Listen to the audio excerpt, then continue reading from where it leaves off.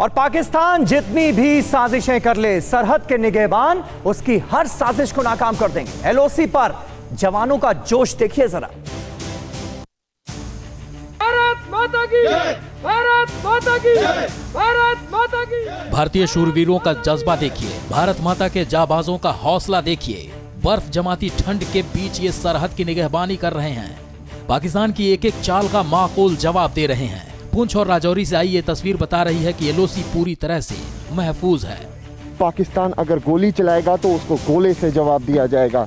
Professional force है भारतीय सेना। आपको साफ तौर पे बता दें कि जब भी पाकिस्तान सीज फायर का उल्लंघन करता है, भारतीय सेना हमेशा पोस्ट टू पोस्ट ही फायर करती है, कभी भी सिविलियन एरियाज को टारगेट नहीं करती। भारतीय सेना के जवान बखूबी जानते हैं कि यहाँ कितना खतरा है। हम तो बचपन से यहाँ के रहने वाले हैं, हम पहले से जानते हैं कि फायर कैसे आता है, हम अच्छी तरह से जानते हैं। अगर पार से एक फायर आता है, हम 10 गोली फायर करते हैं, तो उनका मुंह तोड़ हम जवाब देते हैं। ये जवान कश्मीर के ही रहने वाले हैं और कश्मीर के युवाओं को आतंक का रास्ता छोड़ देश का सिपाही बनने के लिए प्रेरित कर रहे हैं। हम युवाओं को ये बोलते हैं कि इंडियन आर्मी सबसे अच्छी फोर्स है और ये हमारे सुरक्षा बलों की मुस्तैदी का ही नतीजा है कि घाटी से आतंक का लगातार सफाया हो रहा है। ताजा रिपोर्ट बता रही है कि कश्मीर से आतंक का साया छट रहा है।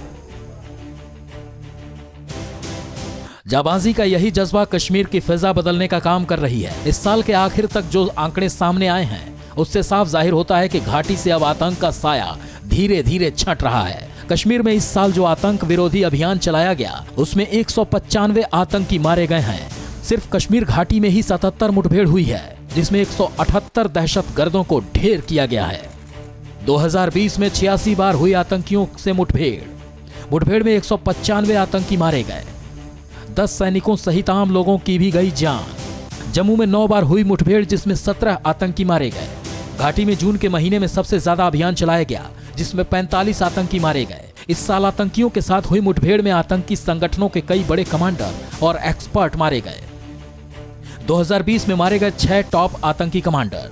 हिजबुल का रियाज नाइकू, जुनैद सहरई, सैफुल्लाह और सज्जाद मारा गया।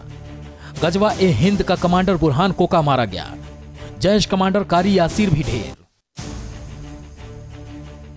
और अमित शाह के बंगाल दौरे के बाद टीएमसी और बीजेपी में वार पलटवार का नया दौर शुरू हो गया है। यह जंग ट्विटर पर चल रही है जिसमें कई चौंकाने वाले दावे किए जा रहे हैं। जरा गौर से देखिए इस ट्वीट को। अमित शाह के 2 दिन के बंगाल दौरे के बाद मीडिया में आई खबरों पर ममता बनर्जी के रणनीतिकार प्रशांत किशोर का यह बयान बीजेपी के लिए खुली चुनौती माना जा रहा है। प्रशांत किशोर ने ट्वीट करके कहा, मीडिया का एक वर्ग बीजेपी के समर्थन में माहौल बनाने की कोशिश कर रहा है। बंगाल में बीजेपी दहाई के आंकड़े को पार करने में भी संघर्ष करेगी। अगर बंगाल में बीजेपी बेहतर प्रदर्शन करती है तो मैं ट्विटर छोड़ दूंगा। बीजेपी की ओर से कैलाश विजयवर्गीय ने प्रशांत किशोर को जवाब दिया है। कैलाश ने कहा है कि बंगाल में बीजेपी की सुनामी चल रही है। सरकार बनने के बाद देश को एक चुनावी रणनीतिकार खोना पड़ेगा। इसके बाद एमपी के गृहमंत्री और बंगाल की 57 सीट के प्रभारी नरोत्तम मिश्रा ने कहा है कि अमित शाह के दौरे के बाद बंगाल की जनता ने ममता सरकार की विदाई तय कर दी है। जनता ने निर्ममता दीदी की विदाई तय कर दी है और भाजपा के आगमन के लिए पलक पांवड़े बिछा रही है। परवाह देश की, सोमवार से शुक्रवार रात 10 बजे TV9 भारतवर्ष पर।